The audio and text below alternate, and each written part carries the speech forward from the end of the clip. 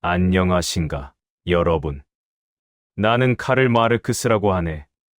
19세기 독일에서 태어나 평생 인간의 노동과 소외, 그리고 진정한 자유가 무엇인지 고민했던 사람이지. 자네들은 아마 나를 공산주의자 혹은 혁명가로만 기억할지 모르겠지만, 사실 나는 그저 한 사람이 어떻게 하면 더 인간답게, 더 자유롭게 살 수 있을까를 고민했던 철학자였다네. 오늘 나는 자네들에게 묻고 싶네.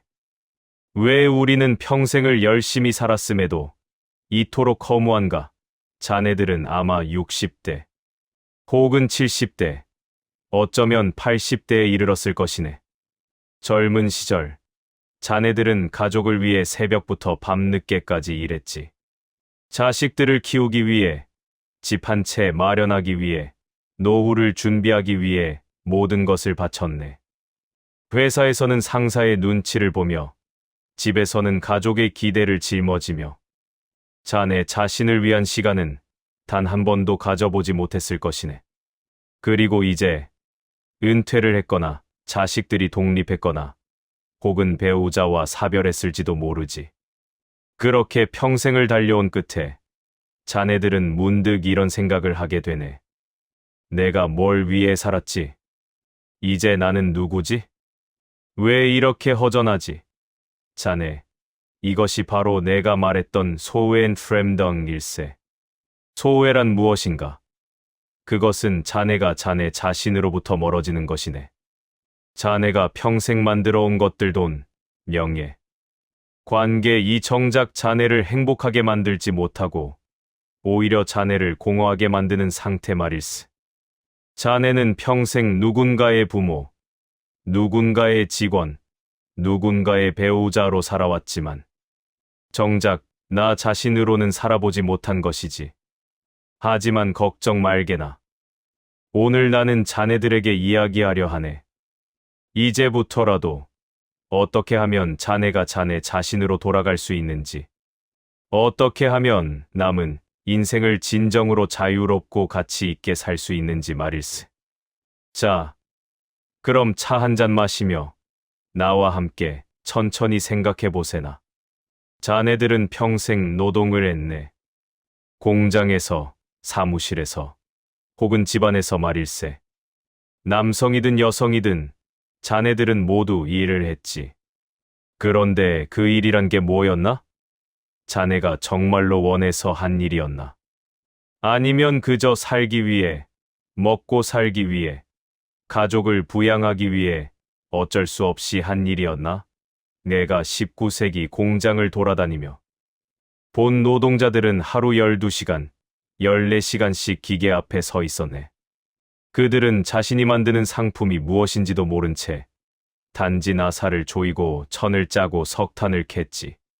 그리고 그렇게 만들어진 상품은 자본가의 손에 들어가고 노동자는 단지 임금이라는 최소한의 대가만 받았네. 그들은 자신의 노동으로부터 소외되었지. 그런데 자네들은 어떤가? 자네가 평생 일한 회사는 자네를 진정으로 인정해 주었나? 아니면 자네는 단지 대체 가능한 부품 중 하나였나?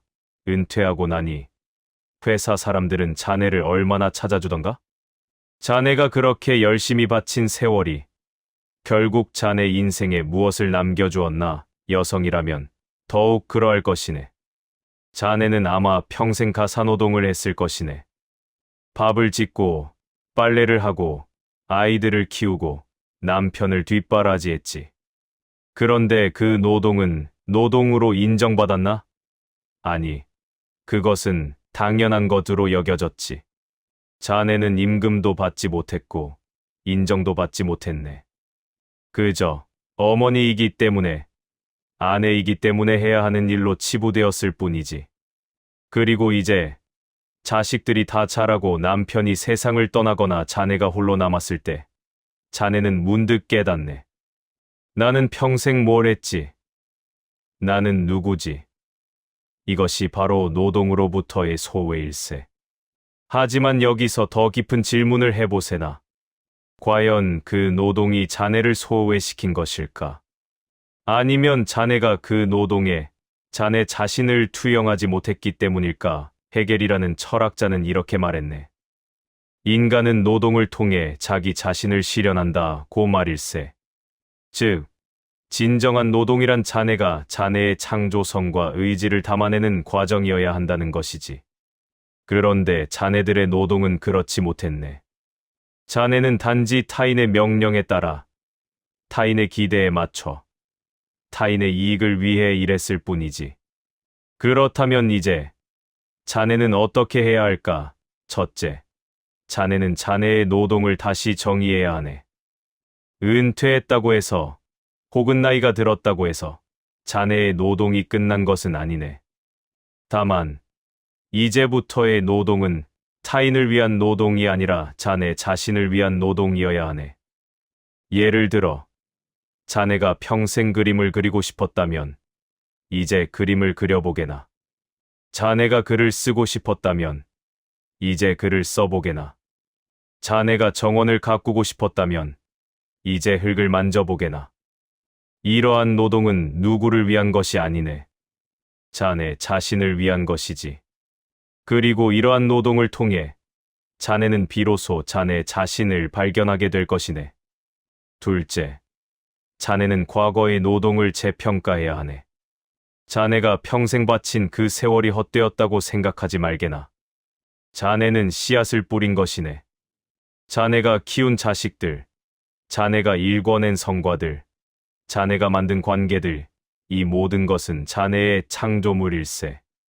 다만, 자네가 그것들로부터 소외되었을 뿐이지. 이제 자네는 그 창조물들을 다시 바라보게나. 자네의 자식이 잘 자라 독립했다면 그것은 자네의 성공이네. 자네가 평생 일해서 집 한 채를 마련했다면 그것은 자네의 업적이네. 자네는 충분히 잘 살아왔네. 다만 자네가 그것을 인정하지 못했을 뿐이지. 잠시 차 한 잔 더 마시며 자네의 과거를 돌이켜보게나. 자네는 정말로 많은 것을 이뤄냈네. 그리고 이제 자네는 그 모든 것을 뒤로하고 자네 자신을 위한 삶을 시작할 자격이 있네. 자네들은 평생 소유를 위해 살아왔네. 집을 사기 위해, 차를 사기 위해, 자식들에게 유산을 남기기 위해 말일세. 자본주의 사회는 자네들에게 끊임없이 속삭였지. 더 많이 가져라. 더 많이 소유해라. 그래야 행복해진다고 말일세. 하지만 자네, 지금 자네는 행복한가? 자네는 아마 집 한 채, 혹은 두 채를 가지고 있을 것이네. 자네는 예금 통장에 어느 정도 돈을 가지고 있을 것이네. 자네는 자식들에게 물려줄 재산을 준비했을 것이네. 그런데 그 모든 것이 자네를 행복하게 만들어주던가? 아니, 오히려 자네는 그것들 때문에 불안하네. 자식들이 재산 싸움을 하면 어쩌지? 내가 죽으면 이 집은 어떻게 되지? 요양원 비용은 충분할까? 자네는 소유한 것들에 노예가 되어버린 것이네. 내가 젊은 시절 썼던 글에서 이렇게 말했네. 사적 소유는 인간을 소외시킨다고 말일세. 무슨 뜻인가 하면 우리가 무언가를 소유하면 할수록 우리는 그것에 얽매이고 그것을 잃을까 두려워하고 결국 그것의 노예가 된다는 것이지. 예를 들어 보세나. 자네가 큰 집을 가지고 있다고 치세. 처음에는 기뻤겠지. 드디어 내 집이 생겼다. 하지만 시간이 지나면서 자네는 그 집을 관리해야 하고, 세금을 내야 하고, 수리해야 하고, 청소해야 하네. 그 집은 자네를 자유롭게 해주기는커녕 오히려 자네를 묶어두는 족쇄가 되어버린 것이지. 그렇다면 자네는 어떻게 해야 할까?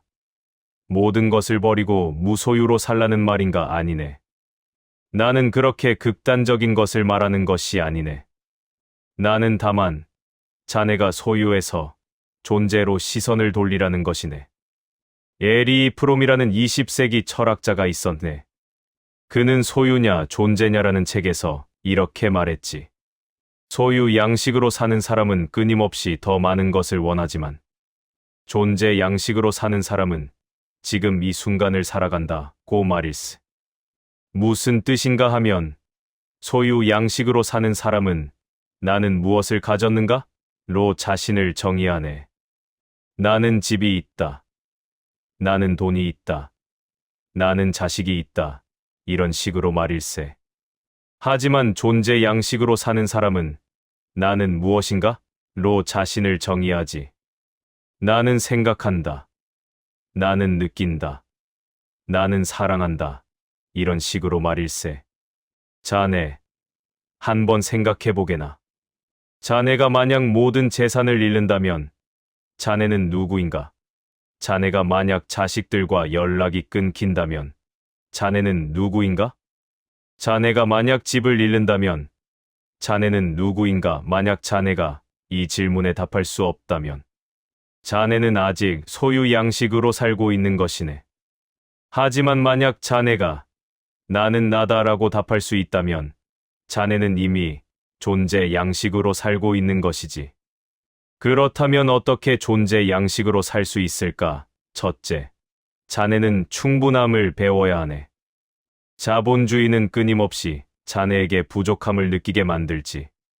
광고는 자네에게 이것을 사야 행복해진다고 속삭이고, SNS는 자네에게 남들은 이렇게 산다며 비교하게 만들지. 하지만 자네는 이미 충분하네. 자네에게 건강이 있다면 그것으로 충분하네. 자네에게 오늘 먹을 밥이 있다면 그것으로 충분하네. 자네에게 사랑하는 사람이 한 명이라도 있다면 그것으로 충분하네. 자네는 더 이상 소유할 필요가 없네. 자네는 이미 가진 것으로 행복할 수 있네. 둘째, 자네는 나눔을 실천해야 하네. 소유는 움켜쥐는 것이지만 존재는 나누는 것이네. 자네가 가진 것을 나눌 때 자네는 그것으로부터 자유로워지네. 예를 들어, 자네가 돈을 좀 가지고 있다면 그것을 어려운 이웃에게 기부해보게나. 자네가 시간이 있다면 봉사활동을 해보게나. 자네가 지혜가 있다면 젊은이들에게 조언을 해보게나. 이러한 나눔을 통해 자네는 자네가 소유한 것이 아니라 자네가 존재한다는 것을 느끼게 될 것이네. 자네는 더 이상 무엇을 가진 사람이 아니라 무엇을 하는 사람, 무엇을 주는 사람이 되는 것이지. 셋째, 자네는 경험에 투자해야 하네. 물질은 언젠가 사라지지만 경험은 영원히 자네 안에 남네. 자네가 여행을 가본 기억, 자네가 좋은 책을 읽은 기억, 자네가 친구와 나눈 대화에 기억, 이 모든 것은 자네의 존재를 풍요롭게 만드네. 그러니 이제부터 자네는 돈을 모으는 데 집착하지 말고 그 돈으로 자네가 하고 싶었던 일을 해보게나. 자네가 가보고 싶었던 곳에 가보게나. 자네가 배우고 싶었던 것을 배워보게나. 이것이 바로 존재로서 사는 것이네. 잠시 숨을 고르며 자네 주변을 둘러보게나. 자네가 진정으로 소중히 여기는 것은 무엇인가? 그것은 자네가 소유한 물질인가? 아니면 자네가 경험한 순간들인가? 자네들은 평생 많은 사람을 만났을 것이네. 가족, 친구, 직장 동료, 이웃. 그 중 어떤 사람들은 자네에게 기쁨을 주었을 것이고, 어떤 사람들은 자네에게 상처를 주었을 것이네. 그런데 지금 자네 주변에 있는 사람들은 누구인가? 자네가 진정으로 원해서 만나는 사람들인가? 아니면 그저 의무감 때문에 혹은 습관 때문에 만나는 사람들인가? 많은 노년의 분들이 이런 고민을 하네. 자식들이 나를 찾지 않는다. 친구들이 하나둘 떠나간다. 나는 외롭다. 하지만 그 외로움의 원인이 정말로 타인에게 있는 것일까? 아니면 자네 자신이 진정한 관계를 맺지 못했기 때문일까? 내가 말했던 유적 존재계청 스위즈라는 개념이 있네. 이것은 인간이 본질적으로 사회적 존재라는 뜻일세. 인간은 혼자서는 살 수 없네. 우리는 타인과의 관계 속에서 우리 자신을 발견하고 타인과의 협력 속에서 우리의 능력을 발휘하네. 하지만 자본주의는 이러한 유적 존재로서의 본성을 왜곡시켰네. 사람들은 서로를 경쟁자로 보고 도구로 보게 되었지. 직장에서는 동료를 밟고 올라가야 했고, 가족 안에서도 역할과 의무만이 강조되었네. 그래서 자네들은 평생 진정한 관계를 맺어본 적이 별로 없을 것이네. 자네는 직장 사람들과 업무적 관계를 맺었고, 가족들과는 역할 관계를 맺었지. 나는 부장이다. 나는 아버지다. 나는 남편이다. 자네는 항상 어떤 역할로서만 타인과 관계를 맺었을 뿐이네. 그런데 이제 그 역할들이 사라졌네.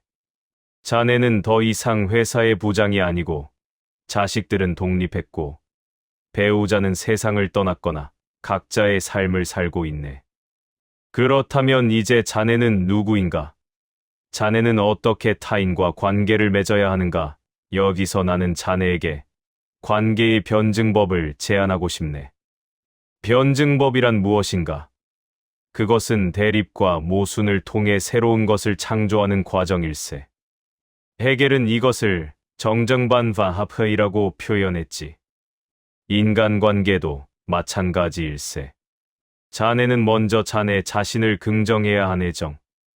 그리고 자네를 힘들게 하는 관계를 부정해야 하네 반. 그리고 마지막으로 진정으로 자네를 존중하고 사랑하는 새로운 관계를 만들어야 하네 합. 첫째, 자네를 힘들게 하는 관계를 정리하게나. 자네 주변에 이런 사람이 있는가? 만날 때마다 자네를 비난하는 사람, 자네에게 무언가를 요구하기만 하는 사람, 자네의 에너지를 빼앗아가는 사람. 그렇다면 이제 그 관계를 정리할 때가 되었네. 나이가 들었다고 해서 자네가 모든 사람을 참고 견뎌야 하는 것은 아니네. 오히려 나이가 들수록 자네는 자네의 시간과 에너지가 얼마나 소중한지 알게 되네. 그러니 자네를 힘들게 하는 관계는 과감히 정리하게나. 물론 가족이라면 쉽지 않을 것이네. 하지만 가족이라고 해서 자네를 함부로 대해도 되는 것은 아니네. 자네는 자식들에게 이렇게 말할 수 있네.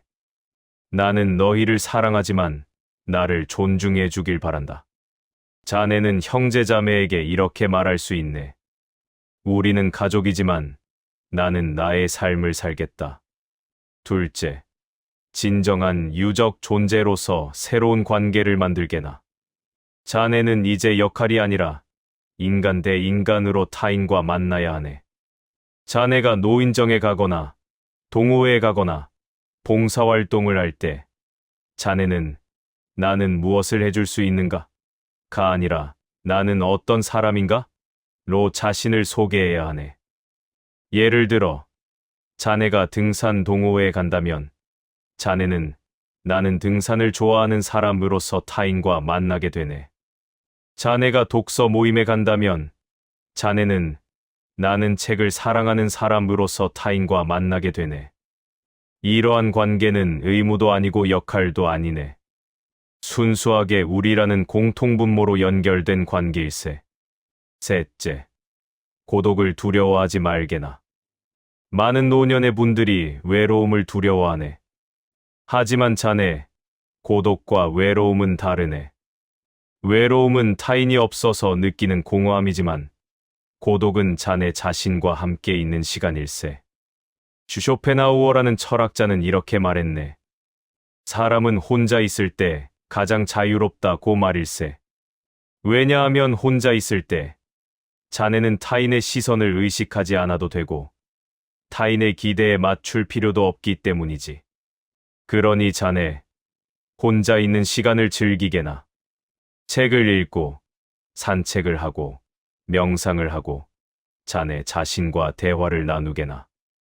이러한 고독 속에서 자네는 비로소 자네 자신을 온전히 마주하게 될 것이네. 그리고 그렇게 자네 자신과 친해졌을 때 자네는 타인과도 더 깊은 관계를 맺을 수 있게 될 것이네. 왜냐하면 자네가 자네 자신을 사랑할 때 자네는 비로소 타인도 진정으로 사랑할 수 있기 때문이지. 잠시 눈을 감고 자네 주변의 관계들을 떠올려 보게나. 그 중 자네를 진정으로 행복하게 만드는 관계는 무엇인가? 그리고 자네를 힘들게 하는 관계는 무엇인가? 이제 선택할 시간이네. 자네들은 아마 이렇게 생각할지 모르네. 이제 나이도 많은데 무엇을 할 수 있겠나?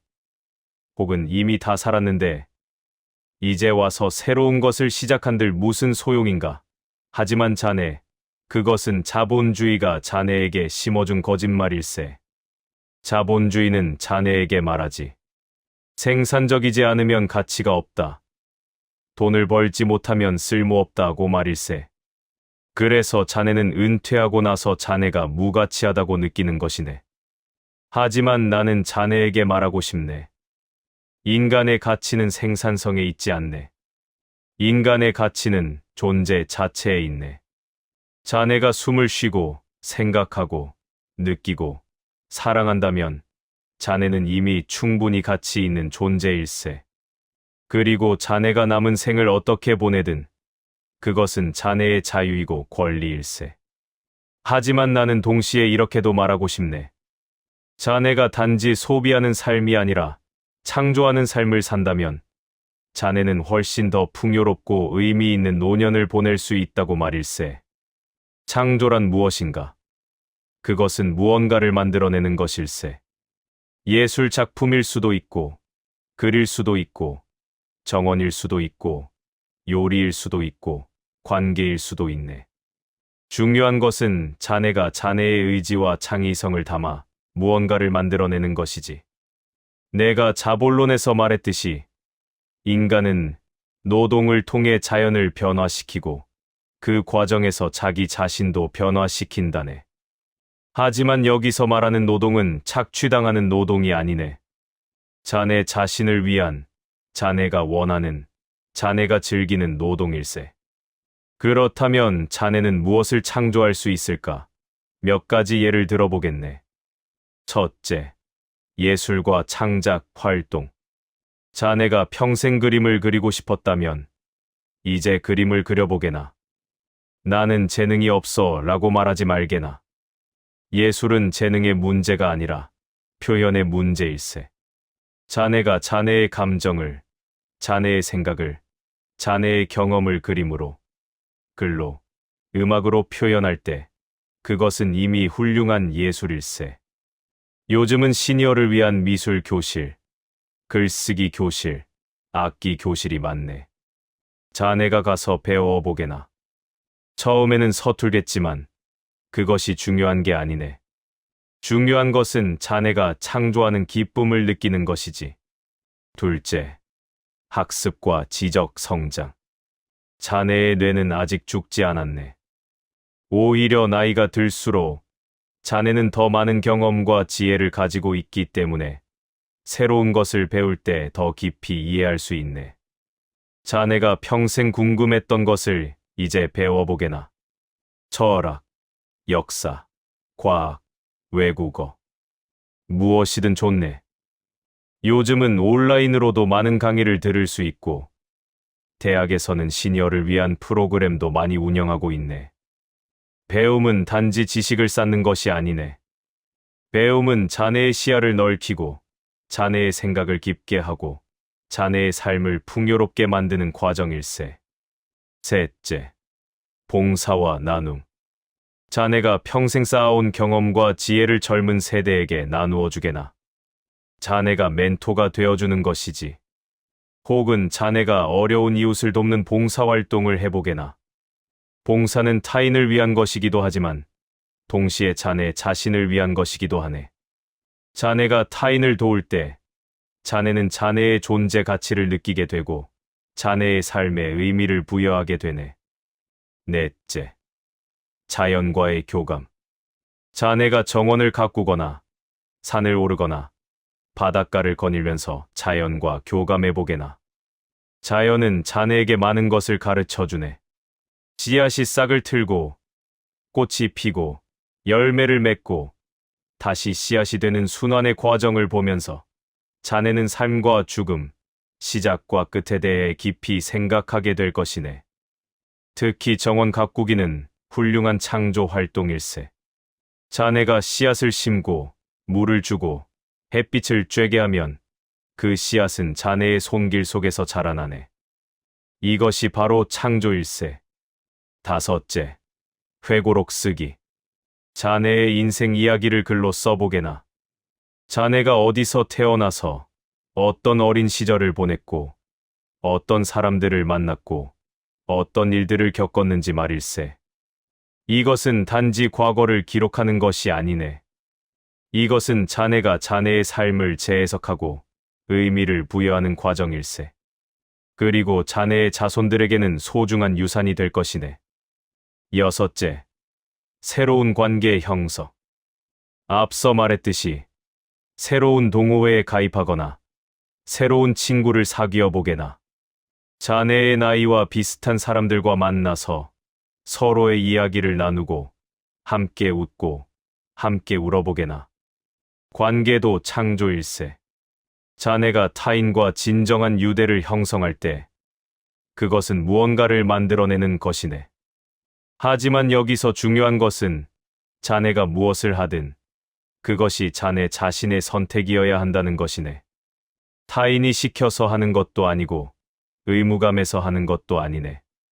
자네가 진정으로 원해서, 자네가 즐거워서, 자네가 의미를 느껴서 하는 것이어야 하네. 그리고 완벽을 추구하지 말게나. 자네가 그린 그림이 피카소만큼 훌륭하지 않아도 괜찮네. 자네가 쓴 글이 베스트셀러가 되지 않아도 괜찮네. 중요한 것은 결과가 아니라 과정일세. 자네가 그 과정에서 기쁨을 느끼고 자네 자신을 발견한다면 그것으로 충분하네. 잠시 종이와 펜을 들고 자네가 하고 싶었던 것들을 적어보게나. 그리고 그 중 하나를 오늘부터 시작해보게나. 내일이 아니라 오늘 말일세. 자네들은 이제 인생의 황혼기에 들어섰네. 자네 앞에 남은 시간이 뒤에 지나온 시간보다 적다는 것을 자네도 알고 있을 것이네. 그리고 어쩌면 자네는 죽음에 대해 생각하고 있을지도 모르네. 죽음. 이것은 인간이 피할 수 없는 유일한 확실성일세. 우리는 언젠가 죽네. 부자든 가난한 사람이든 권력자든 평범한 사람이든 모두 똑같이 죽음을 맞이하네. 하지만 자네, 죽음을 두려워할 필요는 없네. 아니, 오히려 죽음은 자네에게 삶의 의미를 가르쳐주는 스승일세. 하이데거라는 철학자는 이렇게 말했네. 죽음을 향한 존재 세인점초리라고 말일세. 무슨 뜻인가 하면 인간은 죽음을 의식할 때 비로소 진정으로 살게 된다는 것이지. 왜 그런가? 왜냐하면 시간이 무한하다면 우리는 모든 것을 미룰 수 있기 때문이네. 나중에 하지 뭐. 언젠가는 하겠지. 이렇게 말할 수 있지. 하지만 시간이 유한하다면 우리는 지금 해야 하네. 오늘 해야 하네. 그래서 죽음은 자네에게 이렇게 속삭이네. 너에게 남은 시간이 얼마 없다. 그러니 정말로 중요한 것을 하라. 정말로 사랑하는 사람과 함께 있어라. 정말로 하고 싶은 일을 해라. 자네, 만약 자네에게 1년밖에 남지 않았다면 자네는 무엇을 하겠는가? 그 답이 바로 자네가 지금 해야 할 일일세. 나는 자본주의가 죽음조차 상품화했다는 것을 비판했네. 사람들은 죽음을 부정하고 숨기고 아름답게 포장하려 하지. 하지만 죽음은 자연스러운 것이네. 모든 생명은 태어나고 자라고 늙고 죽네. 이것은 자연의 법칙일세. 그렇다면 자네는 죽음을 어떻게 받아들여야 할까? 첫째, 죽음을 부정하지 말게나. 죽음은 언젠가 올 것이네. 그것을 부정한다고 해서 피할 수 있는 것이 아니네. 오히려 죽음을 인정하고 그것과 친해질 때 자네는 더 평안해질 수 있네. 둘째, 죽음을 준비하게나. 나는 자네에게 유언장을 쓰라는 말이 아니네. 물론 그것도 중요하지만 내가 말하는 준비는 마음의 준비일세. 자네가 이 세상을 떠날 때 자네는 무엇을 남기고 싶은가? 자네는 어떻게 기억되고 싶은가? 그리고 자네가 아직 하지 못한 일이 있다면 지금 하게나. 자네가 아직 화해하지 못한 사람이 있다면 지금 화해하게나. 자네가 아직 사랑을 전하지 못한 사람이 있다면 지금 사랑한다고 말하게나. 셋째, 유산을 남기게나. 여기서 유산이란 돈이 아니네. 물론 돈도 중요하지만 더 중요한 것은 자네의 지혜와 사랑일세. 자네가 자손들에게 혹은 세상에 남길 수 있는 가장 큰 유산은 자네가 살아온 방식, 자네가 배운 교훈, 자네가 전하는 사랑일세. 그래서 나는 자네에게 회고록을 쓰라고 했네. 혹은 자네가 영상으로 자네의 이야기를 남길 수도 있네. 자네의 자손들은 언젠가 그것을 보면서 자네를 기억할 것이네. 죽음은 끝이 아니네. 죽음은 새로운 시작일 수도 있고, 혹은 자네가 이 세상에 남긴 것들이 계속 살아가는 것일 수도 있네. 자네, 여기까지 나와 함께 해주어서 고맙네. 나는 오늘 자네에게 많은 이야기를 했네. 소에 대해, 소유와 존재에 대해, 관계에 대해, 창조에 대해, 그리고 죽음에 대해 말일세. 하지만 내가 정말로 자네에게 전하고 싶었던 메시지는 단 하나일세. 자네는 이제 자유로워져도 된다네. 자네는 평생 타인을 위해 살았네. 가족을 위해, 회사를 위해, 사회를 위해 말일세. 자네는 충분히 책임을 다했네. 자네는 충분히 헌신했네. 자네는 충분히 희생했네. 이제는 자네 자신을 위해 살아도 되네. 이제는 자네가 원하는 것을 해도 되네. 이제는 자네가 자네 자신의 주인이 되어도 되네. 자본주의는 자네에게 말했지. 더 많이 가져라.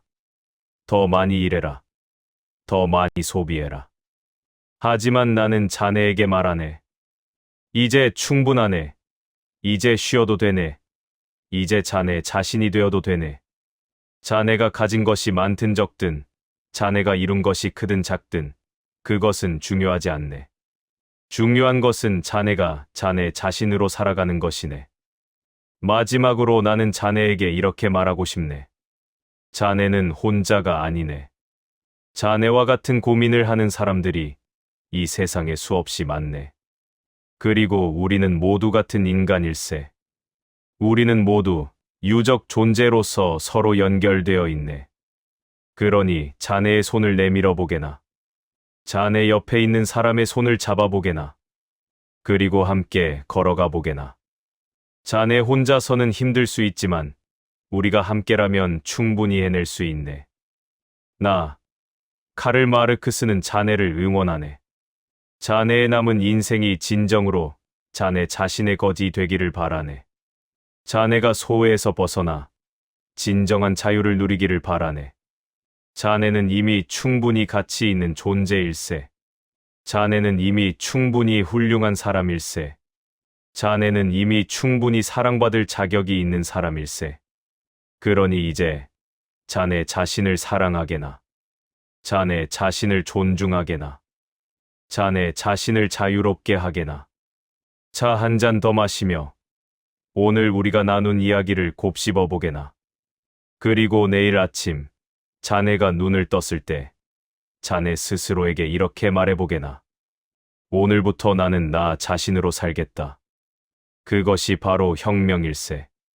거창한 혁명이 아니라 자네 삶의 작은 혁명 말일세. 안녕히 계시게나. 친애하는 벗이여. 우리는 언젠가 또 만날 것이네. 그때까지 부디 건강하고 행복하게 지내시길 바라네.